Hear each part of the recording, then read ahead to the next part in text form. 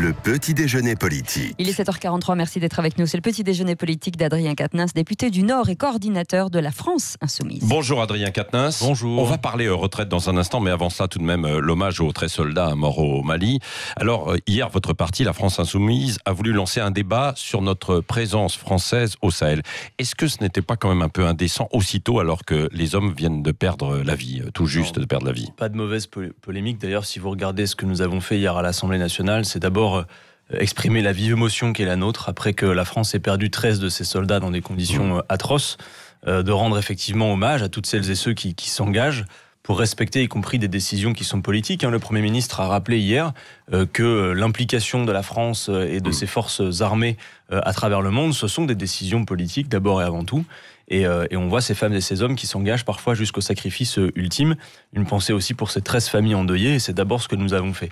Pour autant, et sans vouloir... Des jeunes de 28, 30 ans à 35 ans, à votre âge. Évidemment, et c'est terrible. Et c'est donc une vive émotion qui s'est exprimée hier à l'Assemblée nationale, et je crois que tout le pays est en deuil, et que la France tout entière est extrêmement reconnaissante envers ces femmes et ces hommes qui s'engagent. Maintenant, et sans faire de basses polémiques, parce que c'est pas du tout l'intention, je crois que l'intervention française au Mali, elle est, depuis le début d'ailleurs, discutable. Je crois qu'elle est discutée. Je crois que beaucoup de nos compatriotes se posent effectivement la question de son efficacité. Je crois aussi d'ailleurs que les Maliens eux-mêmes mettent en cause finalement l'efficacité de cette opération. Ça fait 6 ans maintenant que la France est engagée sur place. Et malheureusement, la situation qui avait justifié, selon le président qui a pris cette décision, notre intervention, ne s'est pas améliorée, elle s'est même empirée. Au Mali, vous savez, il y a beaucoup de... Ça pourrait peut-être être encore pire s'il n'y avait pas eu ces interventions. C'est ce que disent certains spécialistes. En tout cas, vous conviendrez avec moi qu'il faut pouvoir se poser la question de l'efficacité de l'opération. On avait demandé... Ils étaient en intervention évidemment, quand ils ont sur place au Mali, vous avez finalement des choses extrêmement contradictoires qu'il ne faut pas confondre. Vous avez des milices, de la délinquance, vous avez de la corruption, vous avez effectivement le terrorisme islamiste, mais il ne faut pas amalgamer tout ça, parce que finalement, si on ne nomme pas clairement la cible et si on ne voit pas précisément quels sont nos objectifs politiques et géostratégiques, on ne sait plus bien ce qu'on y fait, et la question de l'efficacité est de mise. Enfin, on a des nouvelles tragiques régulièrement qui nous viennent du Mali, on ne sait plus très bien finalement quel objectif précis nous poursuivons.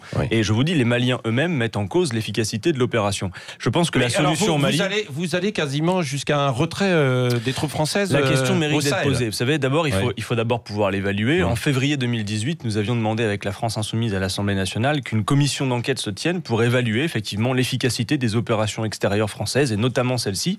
La question mérite d'être posée. Pour moi, au Mali... Vous avez vu quand même l'Irak et la Syrie, quand des troupes occidentales se retirent, ce qui se passe derrière. Vous avez vu ce qui s'est passé. Comment c'est sur ces terreaux que se nourrissent évidemment, mais jusqu'à preuve du contraire, nous n'avons pas signé pour être dans une guerre d'occupation sur place. La question est bien celle donc de nos objectifs.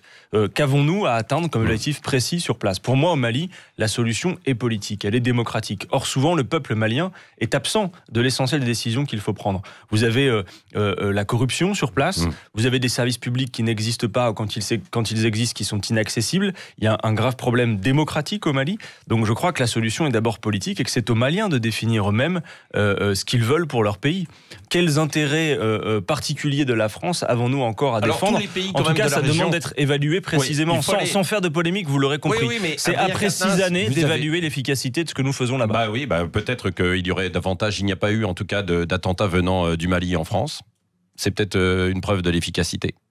Je ne suis pas sûr qu'on puisse uniquement juger de l'efficacité à cet effet. Il faut vraiment regarder, compte tenu de la situation dans le pays, compte tenu y compris la situation du peuple malien, en quoi les 6 années de présence française sur place 4500 soldats permettent d'améliorer les choses, et surtout, mais je pense que c'est le cœur de l'affaire, si on considère qu'une intervention est une décision politique, et que des femmes et des hommes s'engagent en obéissant à une trajectoire politique. Est-ce que vous pouvez me dire précisément, vous, quels sont les objectifs poursuivis par la France actuellement au Mali? Moi, je ne le peux pas. Et le débat...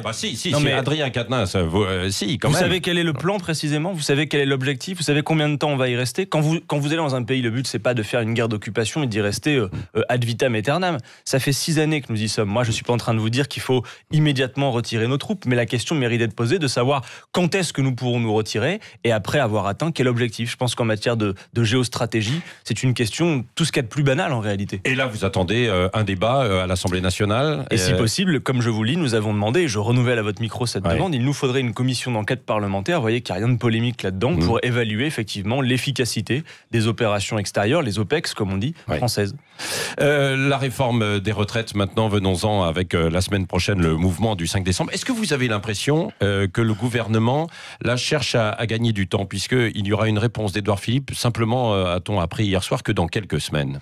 Le gouvernement cherche absolument à gagner du temps. Ce qu'on a vu, c'est que à chaque fois maintenant qu'ils avancent sur la réforme des retraites, le gouvernement nous dit « rassurez-vous, rien n'est décidé ». Mais à ce train-là, on sera en train de voter la loi qui nous diront « rassurez-vous, rien n'est décidé ». Non, la vérité, c'est que le gouvernement noie le poisson sur son objectif réel. Ce qui me permet sur les retraites. Ce qui me permet de dire très tranquillement à votre micro que tout le monde a intérêt au succès de la mobilisation du 5 décembre et de ses suites. Parce que dans l'affaire des retraites telle qu'elle est préparée par le gouvernement, il n'y aura que des perdants. Je le redis à votre micro, il n'y aura que des perdants et tout le monde est concerné. Tout le monde, sans exception. On parle beaucoup des régimes spéciaux qui permettent au gouvernement finalement d'attiser les divisions, mais ces régimes spéciaux ne pèsent que 3%. 3 petits pourcents de la population active. Les 97% autres dont on parle moins sont concernés et vont y perdre. Pourquoi ? Parce que la décision centrale du gouvernement, s'il fallait comprendre en 2 mots la réforme des retraites, c'est que jusqu'alors, à chaque fois que la part des seniors dans la population de ce pays a augmenté, on allouait plus de ressources au financement des retraites. Tout le monde le comprend. Et là, pour la première fois, Emmanuel Macron veut procéder à une rupture historique. Alors que les courbes démographiques montrent que cette part des seniors dans la population va continuer à augmenter, Emmanuel Macron lui dit « on va plafonner les ressources allouées aux retraites à 14% du PIB ». Donc il y a un décrochage de courbes. S'il fallait le schématiser pour être moins technique, en gros, on sait qu'on va être toujours plus nombreux à table, démographiquement, mais Emmanuel Macron dit « je refuse de cuisiner un plus gros gâteau ». Donc le système par points, en fait, ça n'est qu'un outil pour faire quoi ? Pour couper de plus petites parts du gâteau. Tout le monde va y perdre. Comparativement au système actuel, je vous le dis, il faudra soit travailler beaucoup plus longtemps, soit admettre que les pensions vont baisser. Et les seuls qui s'en réjouissent, vous l'avez vu, ce sont les assureurs et les banques, qui voient que si le système par répartition qu'Emmanuel Macron prétend défendre devient indigent, vont dire bien très bien, les gens vont pouvoir en quelque sorte... Il y a des avancées, par exemple, plus de retraite en dessous de 1000 €. Alors, on parle du minimum vieillesse qui serait revalorisé. C'est pas exactement pareil qu'une retraite à 1000 €. Moi, par exemple, j'ai une proposition à vous faire s'agissant du bon niveau de pension, c'est de dire que pour une carrière complète, aucune pension devrait être inférieure au SMIC. En fait, la vraie question qui nous est posée, s'agissant des retraites, c'est que voulons-nous pour nos vieux jours ? Quelle idée politique nous faisons-nous de ce que doit être la retraite ? Pour moi, contrairement à Emmanuel Macron, je ne crois pas que la retraite, ça soit un problème ou une équation à résoudre sur un comptable. Il faut qu'on finance tous un petit peu plus, alors. Alors, répondons à cette question. D'abord, quel objectif politique poursuivons-nous ? Emmanuel Macron, quand vous lui demandez, Monsieur Macron, que voulez-vous pour nos vieux jours ? Il vous répond, faire des économies sur votre dos, en quelque sorte. Moi, si je me pose la question, je réponds, il faut qu'on puisse partir à un âge décent. Qu'est-ce qu'un âge décent ? C'est un âge qui fait que l'on n'est pas cassé par le travail ou malade. L'espérance de vie en bonne santé dans notre pays, vous savez de combien elle est ? Elle est de 63 ans.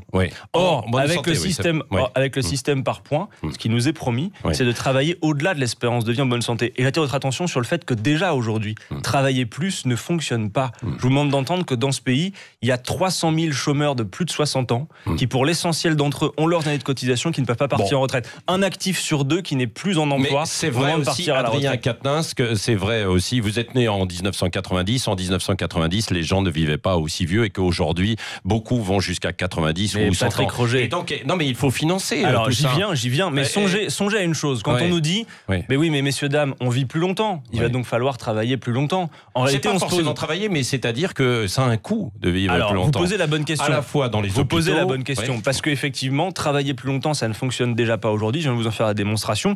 Et puis surtout, moi, je pose la question, finalement, effectivement, c'est à mesure que le temps de travail a diminué dans la vie que l'espérance de vie a aussi augmenté. Et on le comprend. Alors, vous avez raison, la question c'est comment on finance.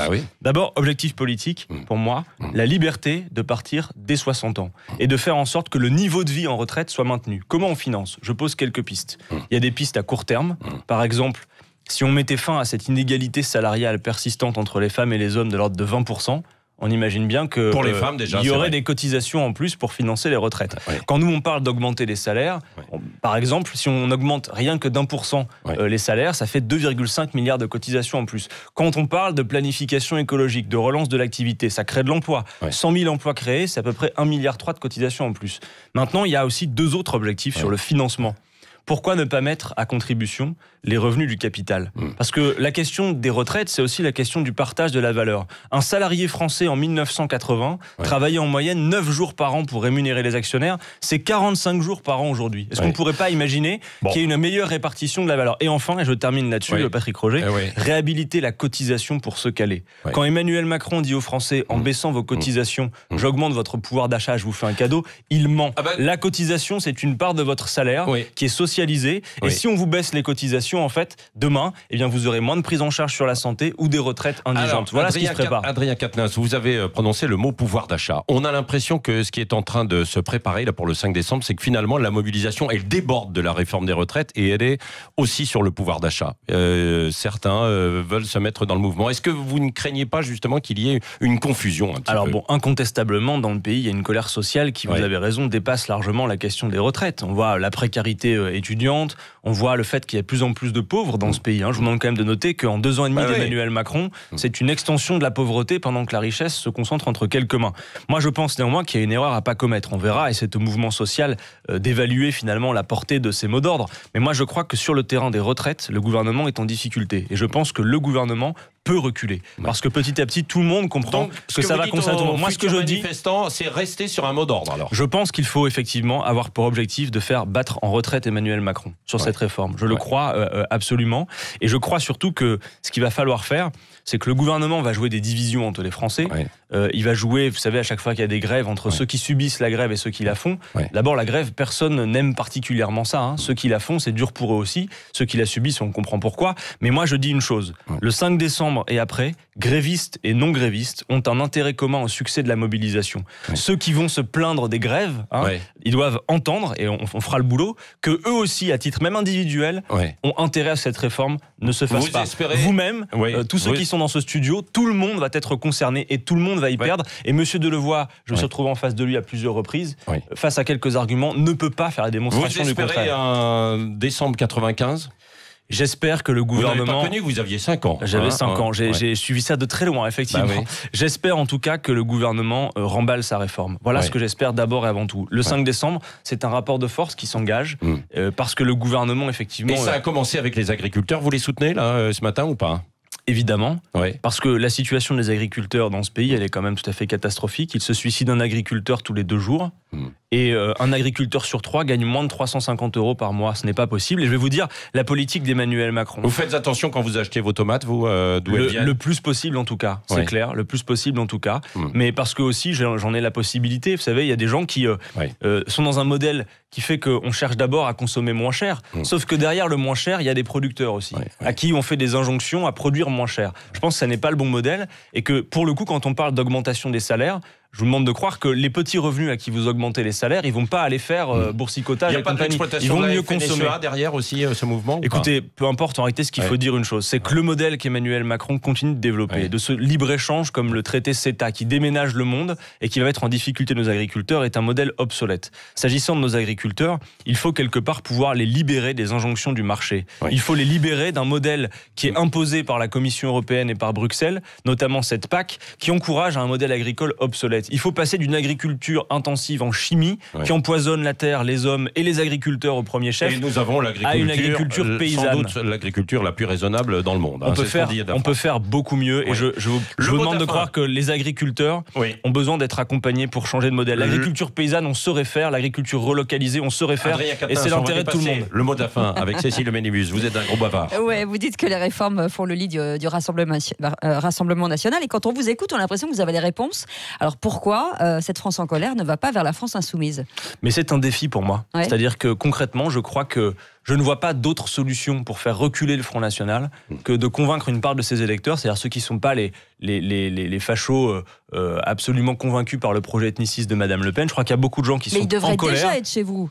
Oui, enfin, ça se décrète pas, vous savez. Ouais. Je veux dire, si effectivement on nous permet de développer nos arguments comme vous l'avez fait ce matin, peut-être qu'on sera un peu mieux entendu. En tout cas, il y a une chose qui est sûre. Parmi ces électeurs de Madame Le Pen, il y a des gens qui pensent que le bulletin de vote Le Pen, c'est le bon pour mettre un coup de pied aux fesses à tout le monde. En fait, non. C'est un pétard mouillé. Et souvent, le coup de pied aux fesses, ils se mettent à eux-mêmes. Si on applique le programme de Madame Le Pen, est-ce que les gens qui votent pour elle sont gagnants? En réalité, non. Alors, c'est un travail de fourmi d'en faire la démonstration. Mais moi, je leur adresse un message. Faites le choix d'une colère propulsive qui emmène la France vers quelque chose d'enthousiasmant. Pas cette colère rabougrie que vous propose le Front National.